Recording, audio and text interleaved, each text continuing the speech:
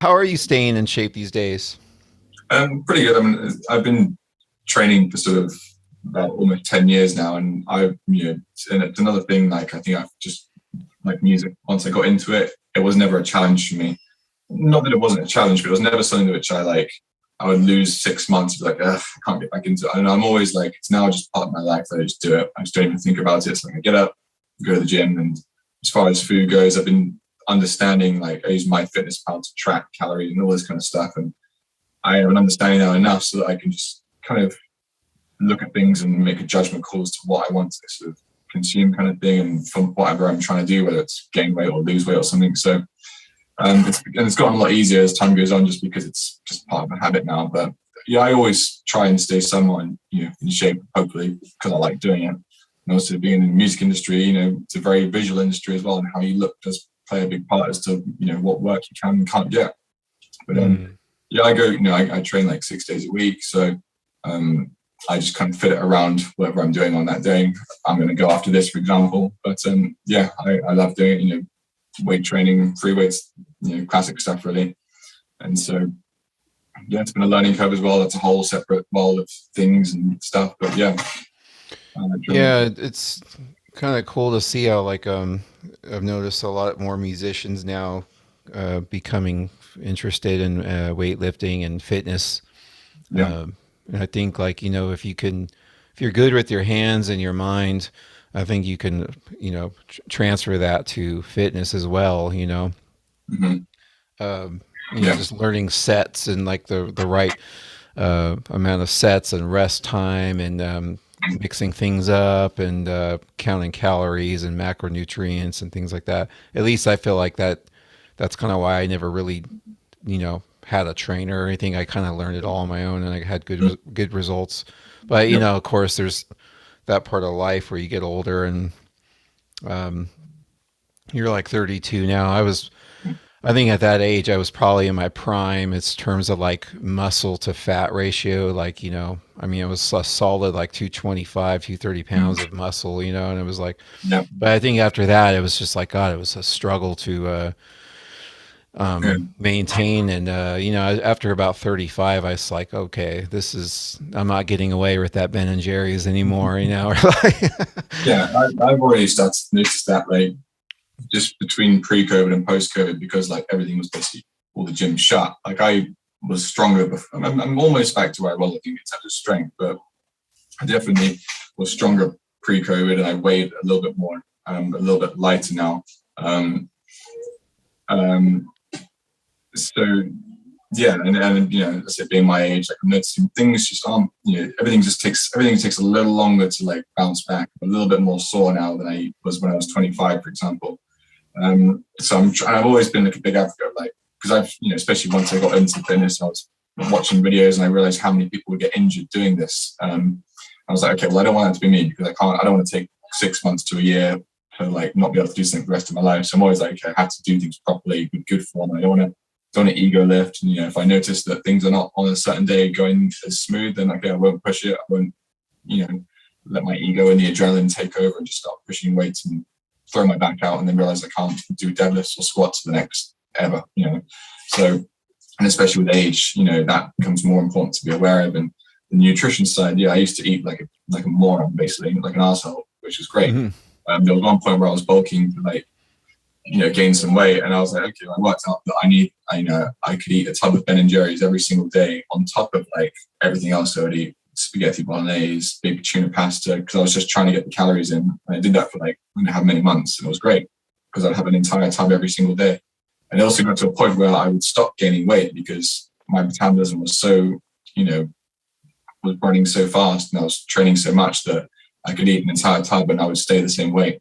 So then when I was like, okay, well, now I'm going to cut down again, all I did was just remove the Ben and Jerry's, and I just started dropping weight like that, because I was just so used to consuming like, insane amounts of food that like the first month of cutting was like, this is great. I'm still eating like a ton of food.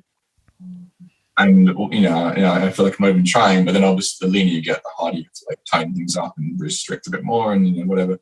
But yeah, these days I definitely don't eat quite as much as I used to. I'm trying to be more intuitive and not have to rely upon like an app to sort of tell me when to stop, because I've got one of those personalities where I'm like, I'll be quite obsessive about things. Probably why music is a career I've chosen. Probably why I got really into fitness is being able to get really focused on it. But maybe try and be less extreme. Because I always notice that the people who get too extreme into fitness in terms of like anything, they also bounce back harder. They like get really into it for a couple of months and then they just completely lose track and they'll stop training and eat like crap for a couple of months and then they kind of go back and forth. I've always been more like stay consistent. It may take longer to get to the goal, but at least when you get there, it won't feel like you had to really like adjust your entire life. Because It's so true, and yeah, and that's something that from the beginning, and I was kind of late to weightlifting. I started about 25, 26, and you know, I was just, I mean, I was skinny, out of shape, no muscle really, and in a matter of 3 years, I just like all of a sudden like Arnold, and it was just, and that seems like a long time to someone, but it was like it was about consistency. You know what I mean? Um, absolutely, being and consistent. but I noticed is like what you were saying. A lot of people they will burn themselves out, and we're all human. We can't run 10 miles a day and eat, drink smoothies for 6 weeks straight and this and that. You have to kind of Unfortunately. I would rather do an hour a day in the gym every day or Mhm. 6 days a week for years and years than like do 5 hours and all of a sudden burn out and Yeah, get spend a month. That's why I feel sorry too for touring musicians, because I know people who want to stay in shape and they love the yeah, gym life, but then they'll mhm, they'll go on tour, and what do you do on tour? You eat gas station food, yeah, you drink, and absolutely. you don't sleep that good, and so they don't stay. I mean, I've seen guys who are, there's obviously exceptions to that, like Doyle, from the Misfits, who Yes. I've heard he's just like religious about staying healthy, and he will, Mhm. he'll find the Whole Foods on tour and stop there and get his. These are just things I've heard about him, but I Mhm. think that you'd have to be that way because Yeah, I think you things do. can throw you out of whack. Yeah. Well, when I was on the road with David, I was like, because I didn't want to stop training for like months. So I just went online and I found that, you know, um, Planet Fitness, I could buy a cheap multi-location membership. Um, Even though it's not the greatest of gyms, it's fine, but it's definitely not like a hardcore gym. It's more of like a friendly, like they don't really have much in terms of free weights. It's all very machine based. But I was like, well, that's better than nothing. So I just signed up on those multi-locations, like cancel at any time. And when we would arrive in a new town, I'd be like, where's the nearest Planet Fitness? And usually there was one within 20 to 30 minutes. And because we'd have until like 4 p.m. each day before we were required to sound check, I'd be like, right, I'm going to the gym. And that's what I did. And that was great. Like, I loved it. I was like, I get to see a bit of the town. I would train. I would feel good. We'd go and play a show and then we'd move on somewhere else and then repeat the process. Because I was like, I'm not, because like, what else do you do? Because a lot of the time when you're on the road, you're just kind of hanging around. You're waiting. You're just waiting for your time. And what do people do when they're waiting? They eat crap and they lie around. And I'm like, well, I don't want to do that. So that worked really good for me. And so, Yeah, yeah, it looks like yeah, you've stayed you stay very lean, and right. um, are you? I mean, I assume you probably don't drink a lot of beer or anything like that, right? I mean, Um, you're when I was in my student years, I definitely, in university went out and drank parties like a lot of people, but I've never been a huge drinker. That was never a difficult thing for me. If I drink, I don't tend to drink beer. I tend to drink like spirits, like hmm, rum or something more like, again, a leaner kind of drink. And I'll have yeah, that and I won't necessarily like pound them because I'm also at an age now where I really notice like, oh, man, if I go out drinking the next day, I'm like, this is not good. So I try not to do that as much these days. So, but I definitely enjoy it. Of course, like I love going out for a drink. I noticed, after one drink, you have two drinks. Oh, maybe that third drink tastes a little more fun. And the fourth drink, now everything's going even better this night. And then before you know it, you're 10 drinks in, you end up somewhere, doing something stupid. But yeah, I don't drink too much because that's obviously a big thing that can influence your health. And also the thing with drinking, it's not just the drinking the calories itself. It's that when you decide to drink, you end up probably more likely to decide, I want to go and get a huge pizza now because you make other decisions and that whole thing throws you off, back, set back a week or two of progress kind of thing. So Yeah, Yeah, unfortunately, yeah. I don't have necessarily. I never got like big into drinking because that would definitely mess with trying to have a fitness based lifestyle kind of thing. And then I'm assuming you're probably, I mean, you probably eat fairly lean stuff. I mean, you're not like driving through Carl's Jr. and stuff very often, right? I mean, Not so much that, but I definitely have like a pretty big sweet tooth. So I oh, always yeah. make sure that like each day I will make room for something, and usually that's, these days it's quite a lot of other things. Like I don't mind eating chicken and mashed potatoes, chicken and potatoes and broccoli and all day long. But when it comes to dessert, cookies, brownies, ice cream, I still have all that stuff every single day. Probably Damn. a lot more than people will probably think. I think I've somehow managed to figure it out so that I can do that and not like blow up and turn into a balloon kind of thing. I think my body's just adapted to cookies now that I can just do it without it killing me. But yeah, I tend to eat very lean during the day so that when the evening comes, I can tend to reward myself and without feeling like I have to dread the next day or just salads kind of thing. Because that's also a big part, I think, of being able to do this consistently for a long time is not to make it too difficult for yourself. I think a lot of people that go, I want to get in shape. What do I do? Okay, I'm just going to stop eating sugar and cut out bread and cut out pasta and cut out this and just cut everything that they enjoy eating out. I think that's how you have to live the rest of your life. And then, of course, like they do it for 6 weeks and like, I need to eat something I enjoy.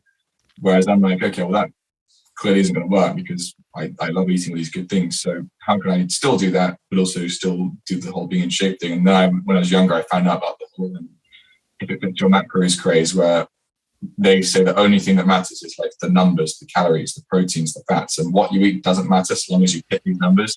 So I kind of did that for a while. I tried to take it to an extreme where like I have one meal a day where I just make a giant like protein brownie. I can eat that. That's got my calories, my fats, my carbs, my protein, and it's a dessert. So I'm just going to eat that every day, which probably wasn't the smartest thing to do, but it definitely works. Like I could do that and not like gain weight. So it definitely works that you can still eat like donuts and sugar or whatever you want, as long as you just don't overdo it. And that comes back to the whole point of just consistency and moderation, really. It doesn't sound exciting, but it's definitely the best way I found for me is just everything in moderation. Even with training, like I used to train sometimes when I had more time when I was younger.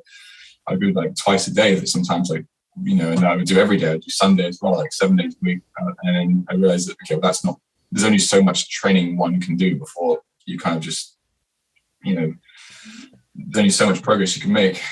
So, nowadays I'll do 6 days a week and sometimes I get busy, I'll do less, but it's definitely good for what I need to do.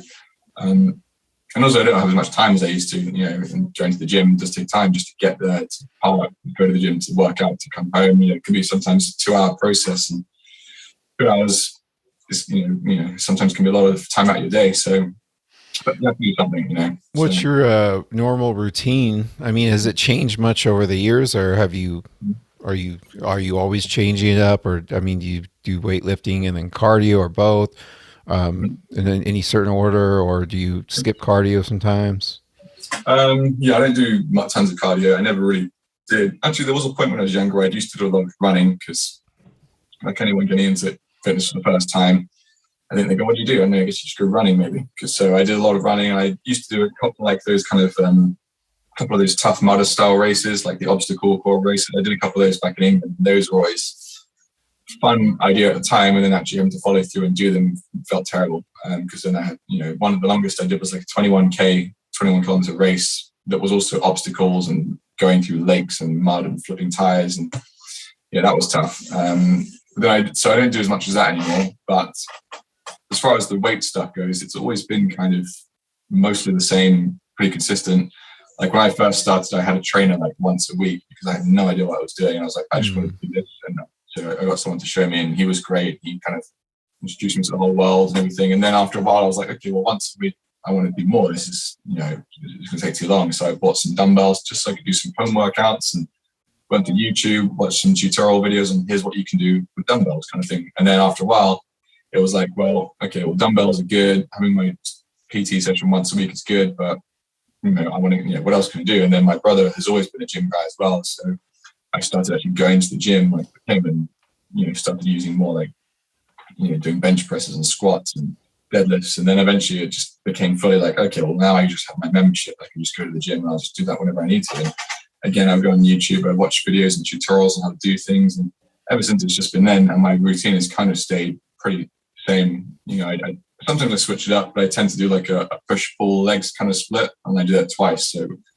I'll start the week with just push movements, bench press, shoulder press, dips, and then some light kind of like side raises, shoulder work and things like that for mobility. And then I'll do like a pull day where I'll do like deadlifts, pull-ups, rows, curls, some other things like that. And then I'll do like a leg day or lower body where I'll be squats, lunges, stiff leg deadlift, and something like that. And then I'll just do that twice. So I'll start the routine again. But I'll do lighter on the second half. I tend to do like my heavy lifts at the beginning of the week when I've had like more rest. And then as the week goes on, I go lighter and do more higher rep work and more mobility. And then Saturday is usually like a accessory kind of day where I'll do like front squats and just a bit of like upper body and everything.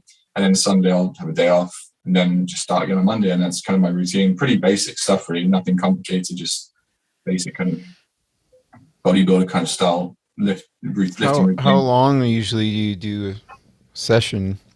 I'll try and do it within an hour, but sometimes the Gold's pretty busy. So sometimes I'll arrive on like Monday and it's like, everything is taken. So I have to spend 15 minutes just waiting for something to free up, which slows you down. But usually within an hour, I can get it done. I used to spend longer. I used to talk to a lot more people back when I was in England, but usually I can get it done within an hour. And I like to as well, just so I can get in and out, You're saying that that's happening in LA, like at your gym? Like they're so busy that you have to wait on. Damn. Yeah, because I go to the Gold's gym out here, which is because it's cheap and it's one of the ones that opened up first. Where is this? It's in Glendale in Los Angeles. Okay. There's quite a few Gold's gyms out here. Yeah. This one is on Venice Beach where like the pros train at. Sometimes it's just super busy, so it's like I have to just like hang around, wait my turn kind of thing. So that sometimes slows you down, but usually an hour, as long as I want. Yeah, I visited the Golds in Venice a couple times. The first time was cool because I ran into Mike O'Hearn. He's a natural bodybuilder guy. He's the biggest natural bodybuilder. And he was so nice. It was just, I recognized his back and that shirt he wears, that baseball shirt. I'm like, that's got to be him. Mm-hmm. And then he's just like super cool. And the second time I went there was like a $40 fee just for one day. I'm like, okay, whatever. So I go in there, and then it was like it was just so crowded, and I wiped down that, there's this preacher curl machine there that's famously known for Arnold. He always goes in there to take pictures on it. And that's not really why I wanted to use it. I don't really care about him anymore, but I went to wipe it down, and then as I walked over to throw the towel, because it was covered in sweat and stuff, and I went to toss the little paper towel in this trash right there, and some guy just jumps on it, and I'm like, dude, I'm like, man, I just cleaned that to use it, and I know, I'm sorry that like that was going to be for me, and he's like, he's like, he's like, all right, man.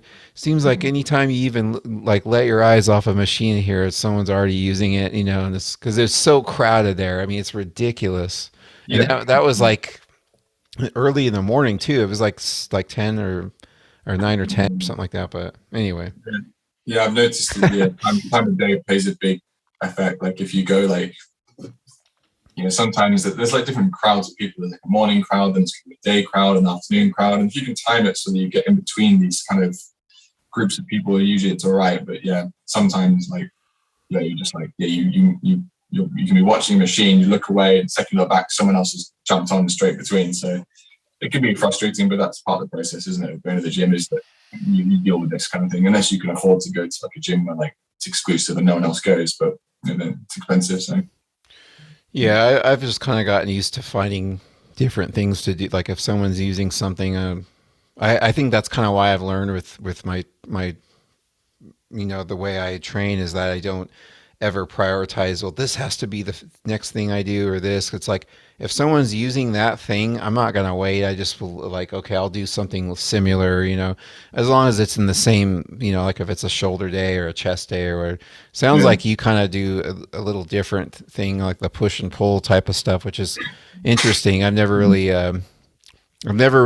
done that, but I think I should. It's probably time for me to change my routine because I've just kind of been locked, and the Hmm. worst thing is just finding yourself kind of doing the same Yeah. stuff, you know. And I, But yeah, I've also had like I've changed like in some the other times when I would do like a leg day, chest day, shoulder day, back day. I do that, and other days where I would do like upper and lower split.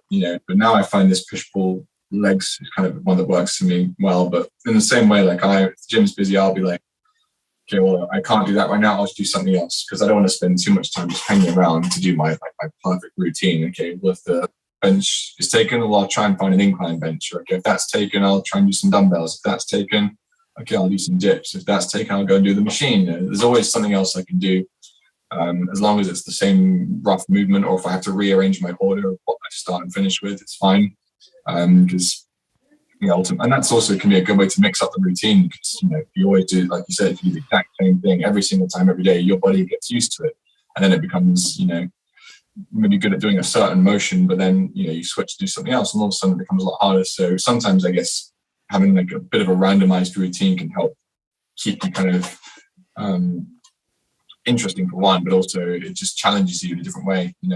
So yeah. yeah, but then there's also just something sometimes like I remember in San Diego, I tried to train at a place that was just, it was huge, but they shut down the whole inside because of the COVID stuff. So they had it all set up outside.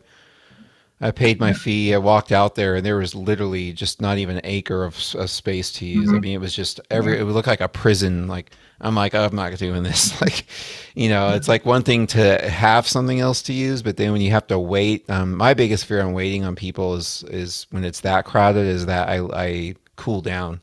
Like I Yeah. can't. That's another reason why when people talk in the gym or try to talk to me, I just keep like, hey man, like I don't like socializing in the gym because Mhm. that 5 minutes between a set is gonna kill my gains. I feel Yeah, like that you need that short rest period so you could stay warm absolutely. and you know you're adapting. But at least that's how I don't know how people can spend more than 5 minutes between a set. Whether talking or waiting. Hmm. Yeah, I don't know. Yeah, I agree. Like I go to the gym, I kind of just put my headphones on. I'm just there to work. I want to kind of get in and out quickly, kind of thing. And you're happy to like work in with someone, kind of thing. But when people start talking too much, yeah, like it was some like if you're talking for 15 minutes. By the time I go back to my exercise, I'm like, oh, it's like I need to I have to like go light and work my way back up, especially if I'm in the middle of doing something which is heavy. But usually that doesn't happen. Like I find I'm not too often in a situation where I'm like being held up in the middle of a session, kind of thing. So, but every now and then it happens, and you have to kind of just do it, kind of thing. But yeah. Are you guys in California right now? How's the gym thing like? Do you still have to wear a mask and all that, or? Well, there is a sign that when you enter that says like please wear a mask, but most people don't because I think the gym, the big open space, and also to restrict your breathing, especially if you're doing some hard stuff, probably isn't super wise. So no one really enforces it, which is good because you can obviously those who don't want to don't have to. Those who do, you can wear it. It's a bit more just like you're at the gym, you decide you're responsible for yourself, which I think is how it should be, kind of thing. Um, Other places definitely aren't as sort of liberal with that, but at least at Gold's where I go, it's like they ask you to wear a mask, but no one actually says you have to do it, kind of thing. Hmm. It could all change, as we know, but right now people don't seem to sort of have to do it, which is a nice sort of feeling, I guess. Yeah, Um, I was down there last June, and it was like back and forth. And I think June 15th was that the day that they. Yeah, I think that was the day that you could. It wasn't required anymore. So I went to like the San Diego Zoo, and like it's like the first day, no one had to wear a mask, and But mhm, then I called. I was in Beverly Hills. mhm. Actually, no, it was Hollywood. What's that area? It's kind of by Sunset. Um, there was a Like, 24-hour fitness there by Beverly Hills, kind of close, but like West Hollywood kind of area. it's yeah, West Hollywood. I'm just trying to think of that district, but it's kind of like the gay area, I think Oh maybe yeah, like it's I know. I don't know. It's like that. Yeah, You they were know, like I know like the event like the Abbey is a nightclub down there. There's a lot of, like that exact area. I know yeah, what you're talking yeah, yeah. So there's a 24-hour fitness over there, and I just stayed there because it was close to. I like going to Mel's for breakfast on Sunset, and Yeah. I wanted to go to the Ivy for the first time, like just by myself to try their food, and so I did that. It was fun, but then I called 24 Hour Fitness, and they said they were doing the mask thing, and I was like, I just was confused because I'm like, Washington's been like that too. It's like there's I just don't know, if it's like the rules or if it's optional, and then they're like, yeah, you have to. And I'm like, okay, so I didn't do that, but and then like Laguna Beach, I stopped in the gym over there, and the same week, and they said optional. So I'm like, I don't know. It's like it seems like maybe you guys might be a little bit more relaxed than here, even though we're kind of in that zone of that stuff. Yeah. But I don't know. Yeah. Well, LA's been interesting because there've been times when it's felt like it's been more strict here than anywhere else. But then there's been other times when like other places and it feels like, oh, actually we're kind of doing all right. So it's interesting. Like LA kind of from the beginning, it kind of went pretty hard into like just shutting things down, masking, all that kind of stuff. And then it kind of just stayed pretty consistently like just we're kind of here and oh, mask off, okay, we're here now, we're back on again. And whereas other Mm-hmm. places it feels like they've gone like hardcore, we're open, do what you want, to hardcore, shut down everything, to back open, to shut down. LA kind of just stayed the same and hasn't really been pretty consistent. We just like most people here are pretty much masked the whole time, social distance, and just how it kind of is. But everything is still open now, so you can go back. And then the only thing now is, yeah, most times, other than seemingly Gold's Gym, you kind of everywhere is still kind of like requiring masks and proof of vaccination. So Yeah. that's just one thing which I guess is kind of like affecting pretty most places now, really. But that's Florida. But yeah, yeah, Did you have a period of time where you couldn't go to the gym because of any like yep, I spent about probably 6 to 8 months having to use those resistance bands, and yeah. um, I did. not fun at all. But I had the same thing from March or whatever it was that everything shut.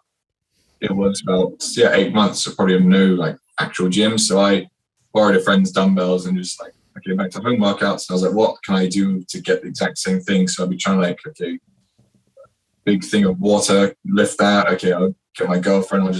She'll sit my shoulders and I'll try and do squats to try and get some sort of weight. But obviously she doesn't weigh as much as like a barbell and some 45s kind of thing. So um, yeah, I had to kind of adapt, and it was okay. Like I definitely was able to stay, and every day I did it, and it was because I had so much time. But yeah, that was definitely one of the things that sort of kept me going. And I also did a lot more walking during the hardcore when everything was cancelled and all the gyms were closed. I would go out for walks because like, okay, well, I can do this. So I managed to stay active, but it definitely wasn't anywhere near like the gym. And I think during COVID, I lost like 20 pounds.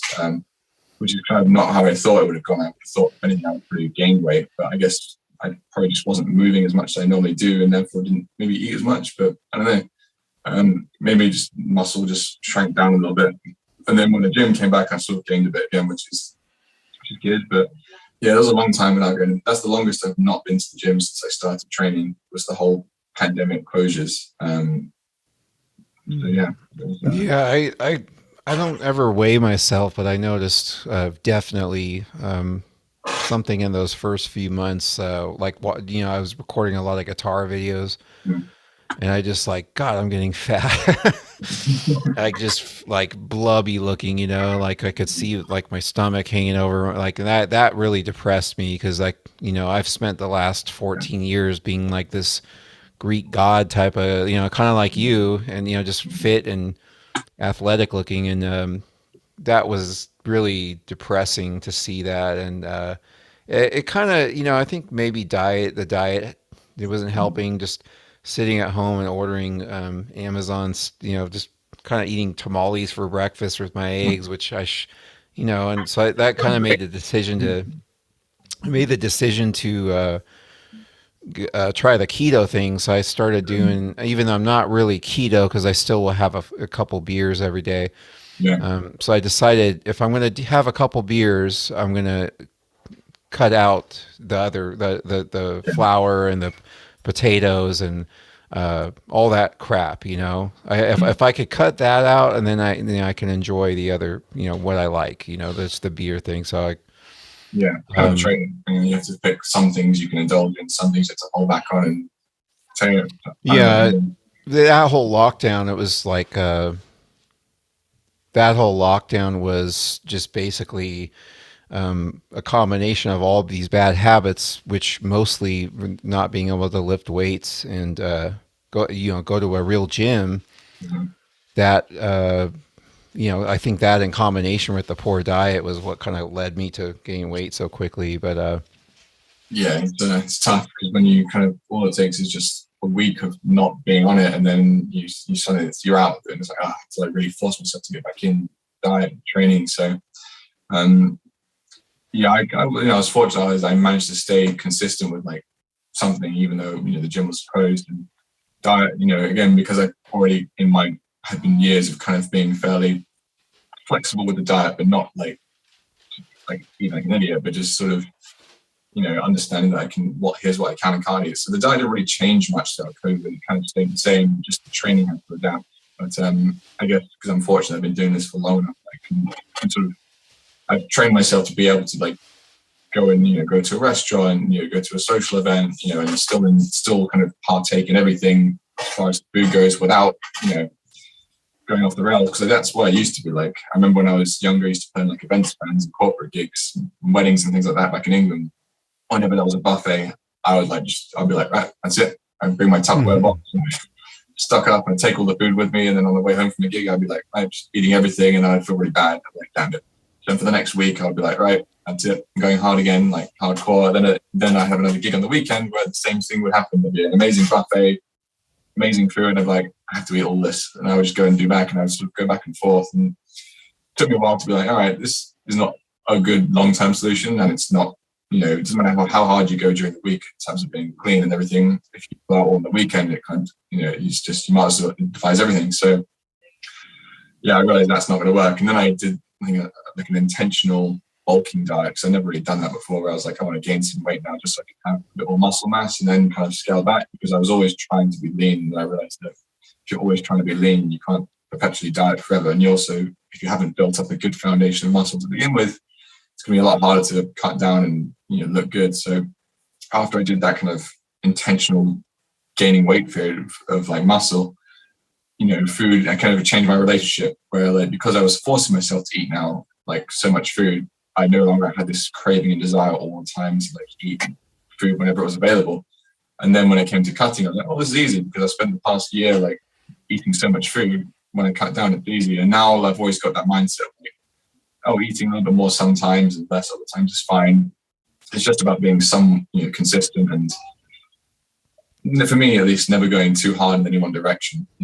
I can always gain weight, I can always lose weight. It's just about staying somewhat consistent, and it seems to be working for me right now. Who's to say in 5 years I might change my idea and be like, okay, no, I have to eat more clean or now I have to do something different. But yeah, it seems to be working for me. But yeah, I've always been kind of in the dark with that, the bulking versus leaning out type of stuff because I don't know. I feel like just being a natural weightlifter, it's like the more I eat, the more I'm going to get fat. The more weight I'm going to gain. It's not always going to be muscle. It's going to put, it's going to be fat and muscle basically. And then when you do the really restrictive dieting, which I've done, I cut out ice cream. I was doing all my macronutrients. I cut out alcohol. I think it was like the leanest I ever was in 2009 and 2011.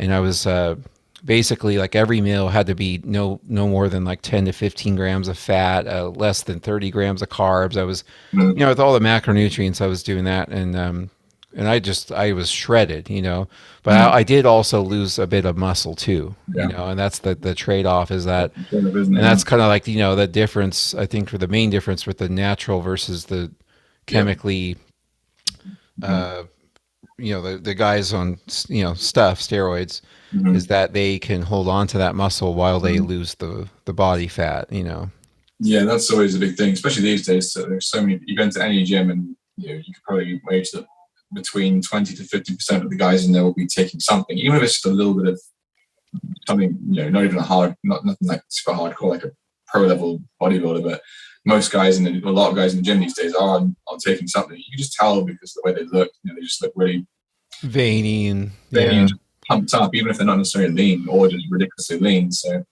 um, but yeah, it's the trade-off, isn't it?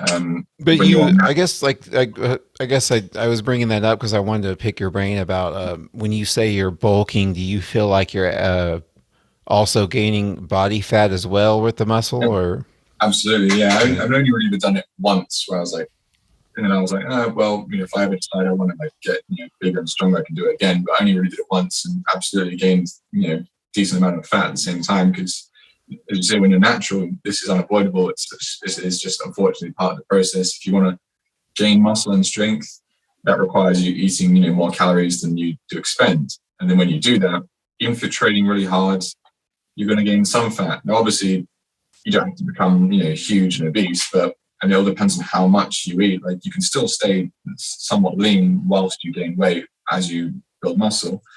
You just can't gain weight as quickly.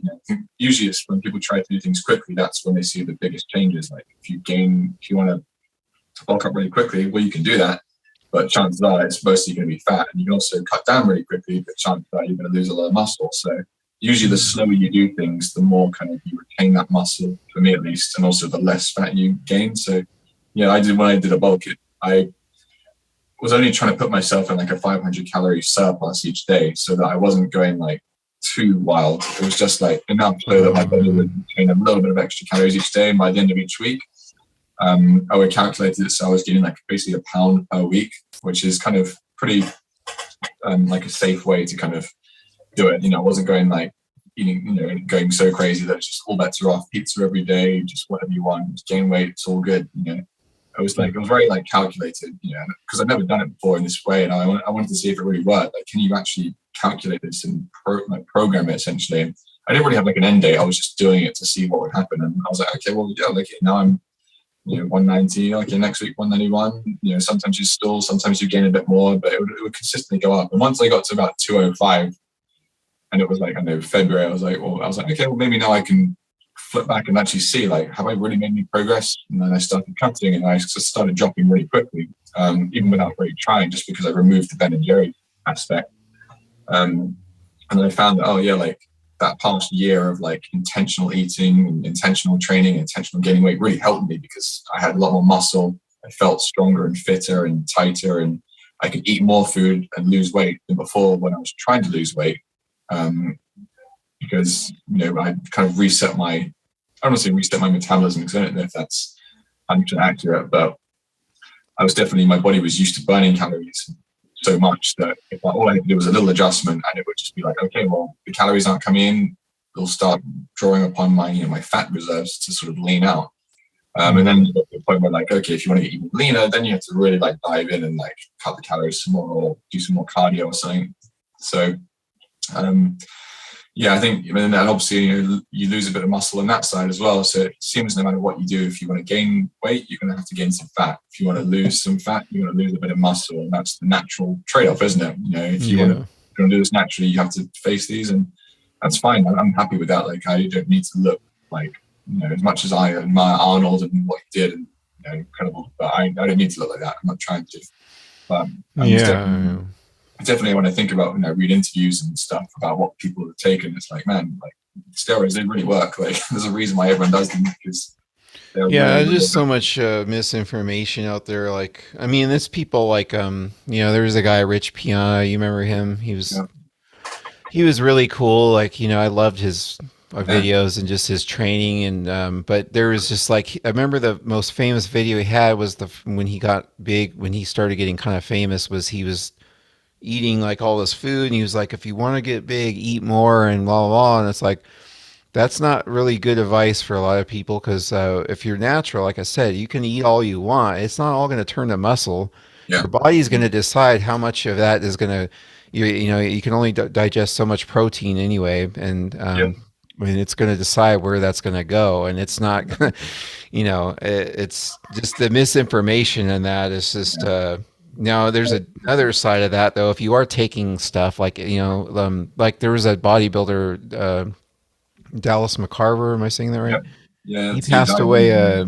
He was taking. I mean, he was on insulin, and my theory is he choked because he had some kind of low blood sugar thing, and was just trying to get something in his body. But I could be wrong. I don't know. But he was, there was that where they're taking that, and then the, the food, it will, obviously uh, Of course, yeah. turn into muscle. But it's like, yeah, I mean, like you said, it's just there's a lot of misinformation, but also if you're not trying to, if you're not trying to be, that lead role in the next, Mhm. um, you know, a Terminator movie or something, it's not really necessary to put your body through that. Because also the downside of the whole steroid thing is like, as great as they help you achieve whatever physique you're trying to do, the more you do it, if you ever decide to stop, it can become a real problem. Because if you, for example, take testosterone, you want to boost your testosterone so you can, improve, everything, your body will be like, well, if you're injecting it externally, then it will stop producing it on its own. So when you stop taking testosterone, your body ends up becoming, you see these bodybuilders, they get like very like flabby and loose skin and end up losing more mass than they started with, because their bodies aren't producing testosterone anymore, or at least not to the extent they used to. So they kind of lose everything. So it's like once you start, you kind of just keep doing it, which is obviously, you can do that and you can live a healthy life. There are plenty of older people who are taking like little bits, that can be healthy. But you know, it's a choice you have to make. If you want to start doing it, just be aware that you might have to do it for the rest of your life if you want to stay with what you achieve. Because whatever you build while you were taking some sort of supplement, steroid or whatever, if you want to keep that, you have to keep taking the supplement, because the second you stop, you lose whatever you built on it, kind of thing. That's why doing as much as you can naturally and reaching your potential naturally is always the best way. And then if you want to do something extra, go for it. But always get to your natural potential, I think, and then you'll see what you can really be capable of. But like you said, the misinformation in the industry is a big part that kind of bothers me, because when you hear the way some diet plans are, and this influencer, and he's like, oh, this is my training program, and you do these exercises by my program and you'll look like me. It's like, well, no, you're only taking some steroids in situation, which is why you look like that, or your genetics allow you to be like that. But for most people who aren't, they're never going to look like that, no matter how they train or whatever diet plan they follow, which won't look like that. And the industry, I Yeah. think, is not good at sort of being open and honest about that, which is why I think like Rich Piano was great, because he was very open about like, hey, I'm taking all kinds of stuff and it's not healthy, and so.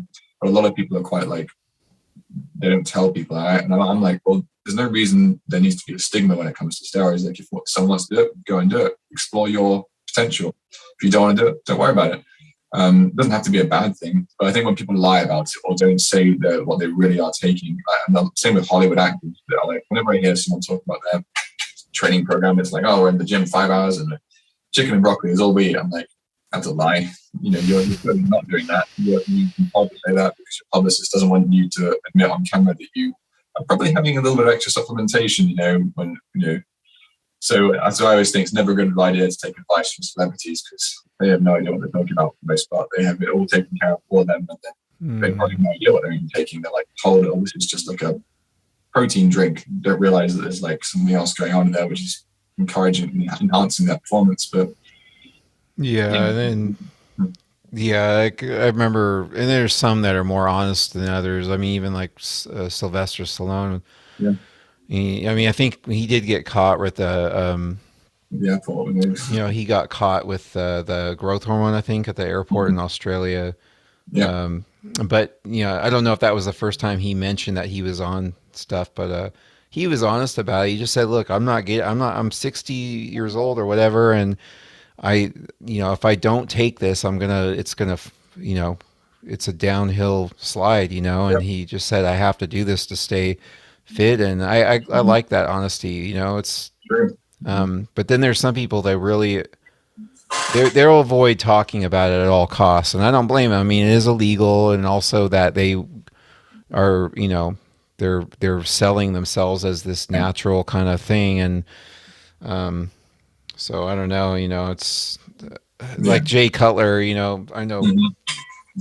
some people. Like, there was a video of him like training, and he was on the scale, and he's like, "Man, I put on 60 pounds in the last 2 weeks," and he said it as if it was like the spaghetti that helped him, and it was, and it was like, come on, I remember a friend of mine was like, "Yeah, right, yeah, like they Hmm. I just think I love these guys. Don't get me wrong. I love bodybuilders and I love this sport of it, and I appreciate the work and all of it. But I just think there's also their side of like, Yeah. come on. Like I wish this stuff was legal because it's just ridiculous how we have like street drugs.